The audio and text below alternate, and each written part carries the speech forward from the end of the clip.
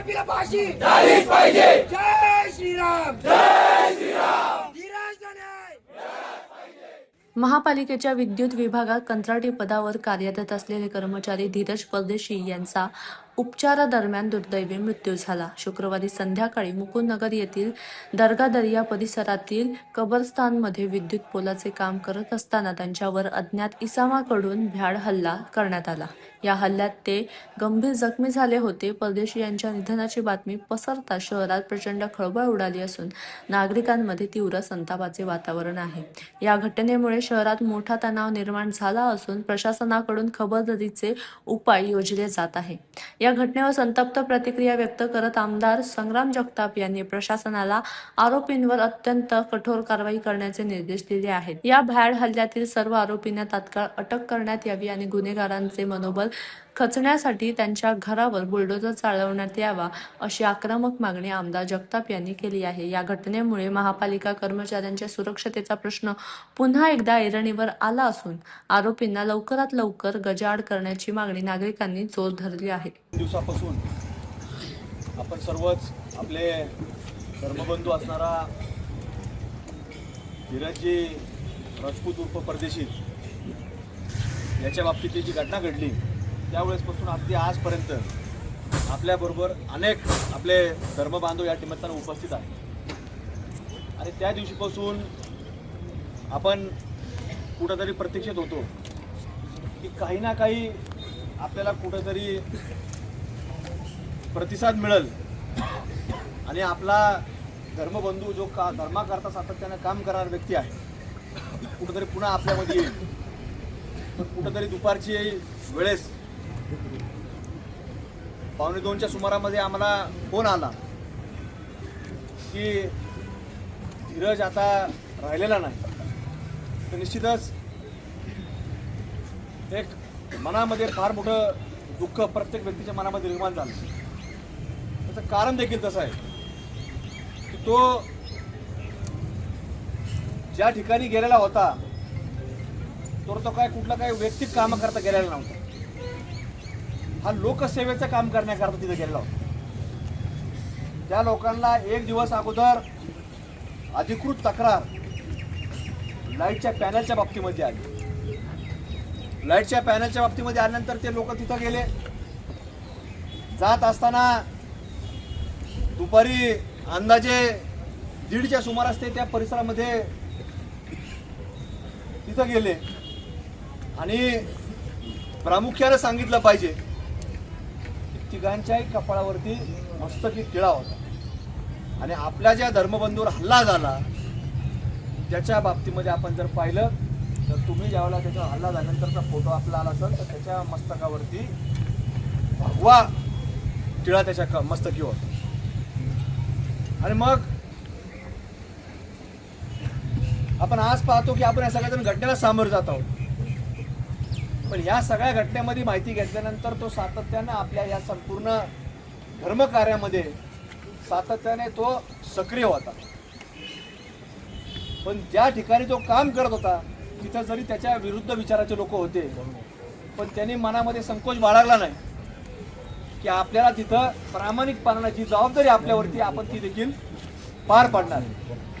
पण समोरच्या विचाराचे लोक काही त्या विचाराला माहिती नव्हतं की ते उलट्या विचाराचे लोक. आणि आमचा संशय तर आहे की ही काही घटना कुठेही साहेब रस्त्याने चाललेल्या कुठेतरी एखादी घटना असते. आपण पाहतो की कुठेतरी एखादी गाडी धडकली काहीतरी चालता वाद झाले त्याच्यातनं घटना घडली. पण ही आतापर्यंत तरी आमच्यासारख्या सगळ्या लोकांना इथं संशय ही घटना आदल्या दिवशीपासून फोन करून इथं बोलून घेतलेली घटना आणि याच्यामध्ये कुठंतरी टिळा पाहून ज्यावेळेस लोक येतात तर याच्यामध्ये कुठंतरी संदेश देण्याचा प्रयत्न आहे की आमच्या इकडं जर कुणी टिळा येऊन टिळा लावून येत असेल तर आम्ही त्याला पुन्हा जाऊ देणार नाही. असाच आमच्या प्रत्येक व्यक्तीच्या मनामध्ये संशय तुम्हाला सांगतो त्या दिवशीपासून आजपर्यंत निर्माण झाला. आणि म्हणून तिथं आपण जर पाहिलं तर घटना घडल्यानंतर 1-2 तासामध्ये महानगरपालिकेच्या कामगार युनियनसोबत तिथे निर्णय घेतला की आम्ही तर कुठल्या सेवा आतमध्ये देणार नाही. पोलीस प्रशासनाची भूमिका देखील आम्हाला अत्यंत संशयास्पद वाटते. ज्या वेळेला काही हिंदूंच्या बाजूने घडतं तर आपल्याला माहिती आहे की आपल्या लोकांवरती लगेच पोलीस ताबडतोब आपल्या घरापर्यंत पोहोचतात. रात्री 12:30ला घडो, 1ला घडो, 2ला घडो, आपल्याकडे तर 15 मिनिटात पोलीस. अहो इथे 1 तास त्याला तुम्हाला सांगतो इथं आणलं. त्याच गाडीमध्ये, ज्या गाडीमध्ये 407 मध्ये ते गेलेले होते तिथं, त्याच गाडीमध्ये साहेब तिथं आणवं लागतं. शेकडो लोक तिथं त्याला बघत होते, एक सुद्धा व्यक्ती आला नाही. हरकत नाही, आपण आपल्याला वाटतं मारहाण करताना लोक मध्ये पडत नाही, पण ज्यावेळेस सगळं झाल्यानंतर कुणी उतार सुद्धा त्याला आलं नाही. मग त्याच व्यक्तीने त्याच्याबरोबर असणाऱ्या लोकांनी त्याला त्या गाडीमध्ये टाकलं आणि त्याला ह्याच त्या 407 मध्ये इथं आणलं. आपल्याकडे आपण पाहतो की आपण तसं करत नाही. आपल्या अनोळखी माणूस जर दिसला तरी आपण त्याला उचलतो. म्हणजे हे कुठंतरी सगळं ठरून झाली घटना होती. पण आज मी काय इतर बाकीचं बोलत बसणार नाही, पण आपल्या ज्या मागण्या आहेत, आता गँटेल साहेब तुम्ही जे बोलले, आपल्या ज्या मागण्या आहेत, आपल्या प्रामुख्याने मागण्या म्हणजे आपल्या नाही, त्याच्या कुटुंबाने जे आपल्याकडे केलेल्या आहेत आणि आपलं सगळ्यांचं त्याला समर्थन असणं गरजेचं आहे. ती म्हणजे प्रामुख्याने पहिली मागणी होती, घाटी या ठिकाणी छत्रपती संभाजीनगरला जे शासकीय रुग्णालय तिथं त्याचं पोस्टमॉर्टम इन कॅमेरा झालं पाहिजे. आता थोड्या वेळामध्ये त्याला इथून घेऊन जातील, तिथं PM करतील. तर त्याच्याबरोबरीने दुसरी मागणी की आपली जी आहे ही प्रामुख्यानं कुठंतरी ज्या लोकांनी असं कृत्य केलंय तर त्या लोकांचं घर हे जमीनदोस्त केलं पाहिजे, ही मागणी आमची प्रामुख्यानं साहेब आहे. त्याच्याबरोबरीनं त्या कुटुंबाने जी मागणी केली की ज्या ठिकाणी तिच्या कपाळाचं कुंकू हे पुसल्या गेलं, ज्या ठिकाणी जी घटना घडली, या आपल्या धीरज भैयाचा सुद्धा अंत्यविधी त्याच ठिकाणी झाला पाहिजे, अशी प्रामुख्याने 3 मागण्या आहेत. आणि या सगळ्या परिस्थितीमध्ये आपण पाहतो की आज आपले धर्मबंधू ज्या ठिकाणी धर्माचं काम करतात त्या लोकांनी विनंती केली की आम्हाला सहकार्य करा आणि कुठेतरी या बंदमध्ये सहभागी व्हा. तर पोलीस प्रशासनाने कुठेतरी एकतर्फी भूमिका घेतली. हे काय आमचे लोक साहेब कुठे कोणाला बळजबरी बंद करा म्हणत नव्हते, पण त्या सगळ्या प्रक्रियेमध्ये ज्या वेळेला आतमपुराच्या परिसरामध्ये की आमचे सगळे धर्मकार्यकर्ते लोक तिथे पोहोचले तर काही तिथं दुसऱ्या बाजूचे लोक जमा झाले आणि तिथं म्हणजे मोठा मॉब 200-300 लोकांचा मुलांचा मॉब तिथं आला. पण तुमच्याकडनं पोलीस लोकांकडून आमच्याच लोकांना तिथं मारहाण करण्यात आली. कुठल्याही व्यक्तीला तुम्ही तिथं पोलीस स्टेशनला आणलं नाही.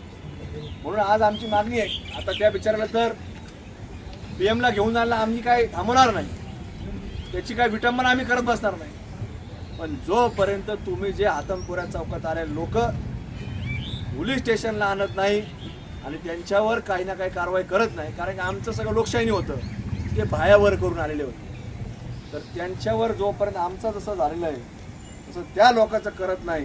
तुम्हाला सांगतो आम्ही तिथं छत्रपती हे जो गेल्यानंतर आम्ही सगळे छत्रपती शिवाजी महाराजांच्या पुतळ्यापाशी सगळे जाऊन तिथं रास्ता रोको करणार, ही आमची भूमिका आता आम्ही या ठिकाणी जाहीर करू. बाकीचं उद्या आम्ही ते जाऊन रास्ता रोको करणार. आमचा काय हेतू कुठल्याही व्यक्तीला त्रास द्यायचा नाही. आम्ही लोकशाही मानणारे लोक आहेत, पण या बाबतीमध्ये जर एकतर्फी जर होत असेल, मरतय आमचाच माणूस आणि परत पोलिसांनी मारायचे हे साहेब, हे शिवशाही सरकार आहे. आणि शिवशाही सरकारमध्ये तुम्हाला सांगतो आमच्यासारखे कार्यकर्ते असताना जर असं होत असेल तर आम्ही सुद्धा तुम्हाला सांगतो शांत बसणार नाही. आणि जर तुम्ही सांगून टाका आम्ही करणार नाही, मग आम्ही पाहतो की आम्ही कसं करायचं ते आम्ही ठरवून घेऊ.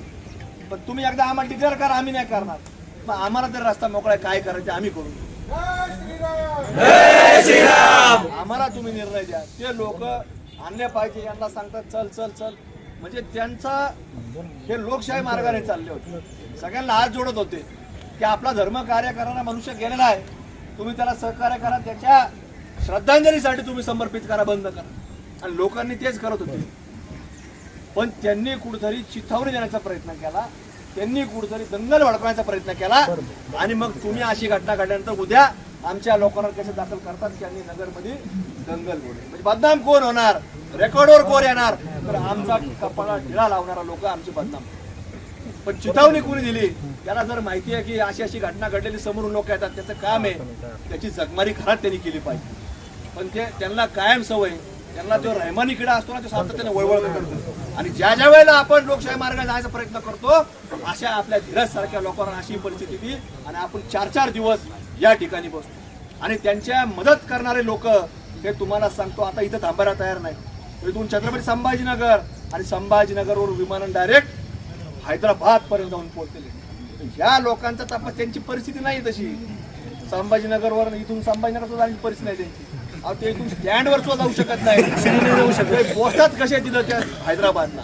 त्यामुळे यांना फंडिंग करणारे लोक हे त्याच ठिकाणी बसलेले आहेत आणि त्यांचे धागेद्वारे तुम्ही ते क्वालबीर सांगू नका साहेब. आता हे लोक क्वालबीरला चिरच ते मुकुंद घटना घडल्यापासून कारण की आता सगळे लोकांचे सगळे संबंध आहेत. आम्हाला कालपासून लोक सांगतायत की सगळे हत्यार सुद्धा तिथूनच घेतलेले आहेत. हे सगळं जर हे सार्वजनिकरित्या सगळ्यांना माहिती होत आहे पण पोलिसांना कसं माहिती होत नाही हा सगळा संशयाचा भाग. या प्रत्येकाच्या मनामध्ये काय असेल तर पोलीस प्रशासनाचा विषय काय आहे संशय निर्माण झालेला आहे. जसं आता इथं प्रत्येकाचा संशय की आपल्याला पोस्टमॉर्टम कुठं करायचा तर छत्रपती संभाजीनगर घाटीला करायचा का तर इथं संशय. तसं आता इथं प्रत्येक व्यक्तीच्या मनामध्ये संशय काय आहे. पोलीस या म्हणजे पोलीस कायद्याने नाही चालू राहिले अन्याय याच्यावर झाले त्याच्यासाठी नाही काम करू राहिले पण फक्त लॉ अँड ऑर्डर निर्माण झाली नाही पाहिजे. साहेब हिंदू समाज कधी लॉ अँड ऑर्डर कसं निर्माण करत नाही पण आम्ही तुम्हाला सांगतो जर कुणी करत असेल त्याचं जर तुम्हाला व्यवस्था करता येत नसेल तर तुम्ही सांगून टाका. आम्ही त्याचा बंदोबस्त करण्याकरता आम्ही सगळेजण जय श्रीराम जय श्रीराम मागणी आहे साहेब. ज्या लोकांनी तिथं चिथावणी देण्याचा प्रयत्न केला दंगल घडून आणण्याचा प्रयत्न केला तर ॲम्ब्युलन्स गेल्यानंतर आम्ही आता छत्रपती शिवाजी महाराजांच्या पुतळ्यापाशी जाणार आहोत. माझी सगळ्या धर्म बांधवांना विनंती आहे की आपण आपल्यापासून कुठल्याही व्यक्तीला त्रास झाला नाही पाहिजे.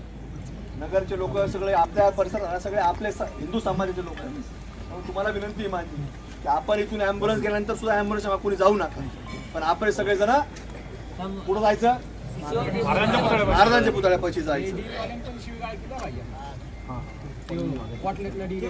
सांग आपण त्यांना सांगू ना साहेब ते लोक तुम्ही घेऊन या. आम्ही कुठेही कोणालाही आमच्यापासून त्रास होईल गाड्यांवर जाताना कोणाला त्रास होईल असं आम्ही अजिबात वागणार नाही. कारण आम्ही सगळेजण गेल्या 3 दिवसापासून आमच्यावर थोडं मनामध्ये किती जरी कोणाला काम असलं व्यवसाय असला नोकरी असली सगळे जरी रुटीनमध्ये असले तरी कुठंतरी 50% प्रत्येकाच्या मनामध्ये ते दुःख हे घटना बाबतीमधलं होतं.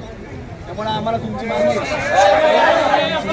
त्यामुळे आमची मागणी आहे की तुम्ही या सगळ्या परिस्थितीमध्ये तुम्ही पुढाकार घ्या. हे सगळे लोक हे आता यांनी जे सांगितलं की एक आपल्या हातमपुरा परिसर आणि दुसरं जे सांगितलं कोटल्याचा परिसर हे 2 लोक साहेब इकडचे साहेब ते 2 परिसराचे लोक तुम्ही घेऊन या आणि त्यांनी लोकशाही मार्गाने ज्यावेळेस चालत असताना त्यांच्यावरती जे केलंय याच्या बाबतीमध्ये तुम्ही आम्हाला सांगा. यांना आम्ही आणलं यांच्यावर कारवाई केली आणि कारवाई साहेब तुम्ही कायदेशीर बी करा आणि दुसऱ्या प्रकारची कारवाई सुद्धा तुम्ही करा आणि आम्हाला सांग तिथं माणूस पाठवा. आमचे माणसं तुमच्या तिथे येतील पाहतील कारवाई झाली दोन्ही प्रकारची कारवाई झाली. आम्ही छत्रपती शिवाजी महाराजांच्या तिथं अभिवादन करून आम्ही आमचे कारण उद्या आणि बाकीच्या ज्या मागण्या आहेत ते आपलं PM उद्या झाल्यानंतर आपण वेळोवेळी आपण ठरवू. आपल्याला काय मेसेज येईल त्याच्यावरती आपण ठरवू की उद्या काय आपल्याला करायचंय. पण साहेब याच्यामध्ये लवकरच आपल्यावरती ज्या घटना घडतात त्याच्या बाबतीमध्ये जनतेल साहेब आपल्या सर्व कार्यकर्त्यांना मिळून आपल्याला ह्या अहिल्यानगर जिल्हा बंदचं सुद्धा आपल्याला आव्हान हे आपल्याला लवकर करायचं आहे ज्याच्यातनं की आपल्या धर्मबंधूला न्याय मिळाला पाहिजे आणि त्याला न्याय मिळत असताना पुन्हा कुणी अशा रीतीनं धाडस हे आपल्या हिंदू समाजाच्या व्यक्ती दिसल्यानंतर जाणीवपूर्वक ज्याच्या मस्तकी टिळा असेल त्याच्यावर जर करायचं करत असेल तर त्याचं होता कामा नाही याची सुद्धा खबरदारी घेण्याकरता आपल्या सर्वांना करावं लागणार आहे. त्यामुळं आपण ॲम्ब्युलन्स गेल्यानंतर आपल्या सर्वांना विनंती आहे की आपण कुठं जमायचं छत्रपती शिवाजी महाराज चौकामध्ये एवढीच तुम्हाला विनंती करतो आणि थांबतो. धन्यवाद.